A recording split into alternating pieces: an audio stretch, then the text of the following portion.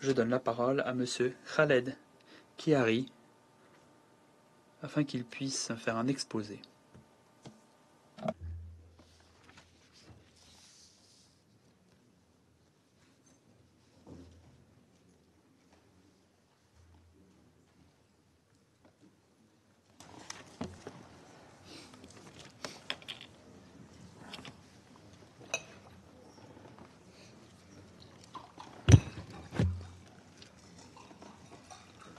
Mr. President, Monsieur le Président, Mesdames et Messieurs les membres du Conseil de sécurité. Aujourd'hui, je m'exprime devant vous alors que des pourparlers intenses continuent sur un accord de cessez-le-feu à Gaza et sur la libération des otages. Il est nécessaire que cela mène à une fin permanente de la guerre et une libération de tous les otages et de toutes les otages. Cela fait trop longtemps que les combats devraient avoir cessé, que les otages auraient dû rentrer chez eux, qu'une assistance humanitaire adéquate puisse entrer dans la bande et pour que la reconstruction et la relance aient débuté dans le contexte d'une reprise de pourparlers politiques pour parvenir à une solution à deux États. Les pourparlers sont en cours et la situation à Gaza continue d'aller de mal en pis avec des opérations militaires israéliennes, des hostilités qui se propagent dans toute la bande de Gaza. Le bilan humain s'alourdit d'heure en heure. Ce cauchemar est d'ampleur historique et doit cesser immédiatement. Les opérations militaires israéliennes intenses à Deir el-Bala ont provoqué des déplacements supplémentaires de Palestiniennes et Palestiniens, et les frappes directes sur deux infrastructures de l'ONU ont aggravé encore la situation et ont empêché le bon fonctionnement des opérations humanitaires. Au moins 1891 Palestiniennes et Palestiniens ont été tués à Gaza depuis la dernière fois que je me suis exprimé ici le 30 juin, selon le ministère de la Santé de Gaza. 294 auraient été tués alors qu'ils cherchaient de l'aide, notamment non loin des sites de distribution de l'assistance, des sites militarisés. Les forces israéliennes continuent d'émettre des ordres d'évacuation, causant des déplacements répétés de la population. L'insécurité alimentaire et la situation humanitaire, de façon plus générale, continuent de se détériorer en dépit d'une augmentation limitée du nombre d'approbations pour l'acheminement de l'assistance humanitaire. Selon des sources israéliennes, 50 otages, y compris une femme, demeurent en captivité entre les mains du Hamas et d'autres groupes armés palestiniens à Gaza. 28 seraient morts, selon des informations. Depuis le 30 juin, 13 soldats des FDI ont été tués lors des hostilités à Gaza. Des militants et militantes palestiniens continuent de mener de façon aveugle et sporadique des missiles vers Israël. Le secrétaire général a condamné à plusieurs reprises le fait que les otages et d'autres groupes armés continuent de tenir des otages. Les otages doivent être libérés immédiatement et sans la moindre condition. Je me fais l'écho de l'appel du secrétaire général qui a appelé à une cessation des déplacements répétés de la population gazaoui. Tout déplacement forcé d'une population de quelque partie du territoire palestinien occupé que ce soit serait une violation des obligations internationales au titre du droit international. Le droit humanitaire international doit être respecté par toutes les parties en permanence et les civils doivent être protégés à tout prix. Le 17 juillet, l'église catholique de la Sainte Famille de la ville de Gaza a été frappée par un missile israélien. 3 personnes sont mortes et d'autres personnes ont été blessées. Le patriarcat de Jérusalem a condamné ce qu'ils ont qualifié d'une frappe ciblée contre l'Église et ont réaffirmé que les dommages généralisés avaient forcé l'évacuation de 600 Palestiniens et Palestiniens qui avaient trouvé refuge dans l'Église, notamment des enfants et des personnes avec des besoins spécifiques.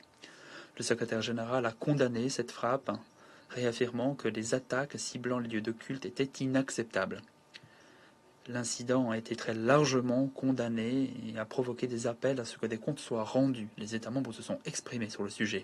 Le bureau du Premier ministre israélien a dit qu'Israël regrettait vivement cette frappe qui s'était perdue, qui avait frappé l'Église, et a noté qu'Israël menait l'enquête sur l'incident. Le 10 juillet, la haute représentante de l'Union européenne, Mme Kallas, a annoncé que l'Union européenne et Israël s'étaient entendus sur des mesures significatives visant à améliorer la situation humanitaire à Gaza. Depuis lors, Mme Kallas a réaffirmé qu'il fallait mettre en œuvre l'accord et que davantage d'assistance, bien davantage d'assistance était nécessaire. Depuis le 9 juillet, après 130 jours de blocus totale sur le carburant. Les autorités israéliennes ont permis l'entrée d'un petit nombre de camions d'approvisionnement en carburant grâce au passage de Kerem Shalom Karim Abou Salem pour les infrastructures médicales et d'autres services essentiels. Ce n'est qu'une goutte d'eau dans l'océan de ce qui est nécessaire pour garantir des services vitaux à Gaza. Presque tous les aspects de la vie à Gaza dépendent de ce carburant. Monsieur le Président, la situation en Cisjordanie occupée demeure vivement préoccupante, avec un niveau très élevé de violence provoquée par les opérations militaires israéliennes. Un grand nombre de ces opérations provoquent des victimes civiles, des dommages sur les foyers, les infrastructures, des attaques de colons contre des Palestiniens et des Palestiniennes, des attaques de Palestiniens et Palestiniens contre des Israéliens. Le 1er juillet, les forces de sécurité israéliennes ont tiré sur un jeune homme de 17 ans palestinien et l'ont tué lors d'une opération Ramallah. Il aurait été tué depuis un véhicule blindé alors qu'il travaillait avec un proche. Le 10 juillet, 2 Palestiniens ont tué un homme israélien dans la colonie de Gush Etzion. Les coupables palestiniens auraient été tués par des civils israéliens sur le lieu du crime. Le 11 juillet, des colons israéliens ont attaqué et ont tué 2 Palestiniens et Palestiniens, notamment un citoyen américain en visite non loin du village de Sinjil. Une de ces personnes se serait vidée de son sang après avoir été touchée par une balle et l'autre aurait été passée à tabac. Le 16 juillet, l'ambassadeur américain en Israël, M. Huckabee, a condamné cette attaque en tant qu'attentat terroriste et a dit qu'Israël devait garantir que des comptes soient rendus. Les colonisations vont bon train alors que plusieurs ministres et membres de la Knesset ont appelé le gouvernement à annexer de façon formelle la Cisjordanie, en tout cas certaines parties de la Cisjordanie. Aggravant encore davantage la situation, l'autorité palestinienne continue d'être aux prises avec une crise fiscale profonde. Le blocage par Israël de revenus représentant 2,7 milliards de dollars a eu un effet très néfaste sur la capacité de l'autorité palestinienne à honorer ses grandes obligations, c'est-à-dire maintenir les services publics. Depuis mai, l'autorité palestinienne n'a pas été en mesure de payer les fonctionnaires, y compris les fonctionnaires des forces de sécurité, mais n'a pas non plus pu fournir un appui au niveau social. Lors d'une session d'urgence du 17 juillet, le cabinet palestinien a émis un avertissement fort. L'autorité palestinienne pourrait être forcée de fermer certains secteurs vitaux. Au-delà des risques immédiats pesant sur la santé et les services de base, l'autorité palestinienne a aussi mis en garde quant à des perturbations similaires dans d'autres institutions qui pourraient mettre à mal la cohésion sociale et mettre en péril la stabilité de façon plus générale. La situation institutionnelle et fiscale de l'autorité palestinienne doit être prise à bras-le-corps immédiatement, sans quoi cela pourrait avoir des conséquences catastrophiques, mettant à mal les progrès significatifs enregistrés au fil des années dans la constitution des institutions palestiniennes. Il est essentiel que la communauté internationale fournisse un appui immédiat à l'autorité palestinienne pour régler ses défis financiers, renforçant sa capacité gouvernementale, la préparant à reprendre sa responsabilité à Gaza. Monsieur le Président, au milieu de ces crises multiples, l'UNRWA continue de se heurter à des pressions opérationnelles, politiques et financières immenses. Les opérations de l'UNRWA sont entravées à Gaza et en Cisjordanie occupée. 330 membres du personnel de l'Office ont été tués dans cette guerre à Gaza. Et je réaffirme le message du secrétaire général. L'UNRWA ne peut en aucun cas être remplacée. Et je ne peux pas suffisamment insister sur la crise financière urgente de l'Office. Sur la base des prévisions, il n'y aura pas suffisamment de fonds pour garantir toutes les opérations dans tous les secteurs au-delà d'août 2025.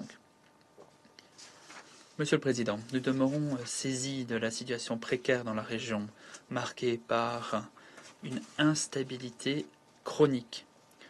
Le long de la ligne bleue, la situation demeure stable mais fragile. Les forces de défense israéliennes, les FDI, maintiennent une présence au nord de la ligne bleue, alors que des armes non autorisées appartenant à des acteurs non étatiques sont découvertes encore et toujours dans le sud Liban par les forces armées libanaises et par la FINUL. Et dans ce contexte, les autorités libanaises ont réaffirmé leur attachement à asseoir leur contrôle sur toutes les armes. l'État de se saisir de ce contrôle. J'appelle le Liban et Israël à honorer leurs obligations au titre des modalités de cessation des hostilités, à prendre des mesures pour permettre la mise en œuvre pleine et entière de la résolution 1701, restaurant et permettant la stabilité sur le long terme dans la zone. La Syrie traverse une autre vague de violence qui met en danger sa transition pacifique, crédible, ordonnée et inclusive. Les combats à Suwaïda se sont soldés par des centaines de morts, notamment des Druzes et des civils bédouins. Je réaffirme les condamnations univoques du secrétaire général face à toute violence contre des civils, y compris tous les actes qui alimentent les flammes des tensions sectaires et qui empêchent à la population de Syrie d'avoir une chance d'obtenir paix et réconciliation après 14 années de conflit brutal. Dans ce contexte, citant des violations contre la communauté druze et promettant de les protéger, du 12 au 16 juillet, Israël a repris et a intensifié ses frappes aériennes sur le territoire syrien. Il est essentiel qu'Israël et la Syrie honorent les termes de l'accord de désengagement de 1974 pour préserver le cessez-le-feu entre les deux parties, et que les deux parties s'abstiennent de tout agissement qui mettrait encore davantage en péril l'accord et la stabilité de la région du Golan. Monsieur le Président, des appels de plus en plus désespérés à un cessez-le-feu ont été prononcés ici au Conseil de sécurité. Et aujourd'hui, la situation dans la bande de Gaza est plus terrible qu'elle ne l'a jamais été en temps de crise, surtout pour les femmes et les enfants. J'implore les parties, avant toute chose, mettez fin à cette guerre, libérez tous les otages et permettez à la population palestinienne de Gaza d'obtenir l'assistance humanitaire si nécessaire. J'appelle tous les États membres, y compris les membres du Conseil de sécurité, à prendre toutes les mesures possibles et imaginables pour que cette guerre prenne fin. Des mesures urgentes sont nécessaires pour infléchir la trajectoire préoccupante que l'on observe dans le territoire palestinien occupé, notamment à Jérusalem-Est. Prendre à bras-le-corps les niveaux de violence élevés, notamment mettre fin aux attaques des colons en Cisjordanie et permettre une assistance fiscale pour l'autorité palestinienne sont autant de priorités indispensables. Il n'y aura aucune solution à cette crise sans un horizon politique permettant de régler le conflit et permettant de mettre fin à l'occupation. La prochaine réunion ministérielle pour soutenir la solution à deux États, co-organisée par la France et l'Arabie saoudite, sera indispensable à faire émerger un consensus international sur ce sujet et indispensable à réaffirmer les principes permettant la solution à deux États. Ce sera aussi un moment charnière permettant d'exprimer un soutien en faveur de l'autorité palestinienne, identifiant des façons de renforcer l'autorité et d'encourager davantage de réformes. Ce sera aussi le moment idéal de prouver notre engagement sans embâche à la solution à deux États grâce à des mesures tangibles. Notre objectif est clair, permettre une solution à deux États, Israël est un État de Palestine souverain et viable, dont Gaza fait partie, vivant côte à côte dans la sécurité, dans le cadre de frontières sûres et reconnues sur la base des frontières d'avant 1967, avec Jérusalem en tant que capitale pour ces deux États. Je vous remercie. Merci à vous.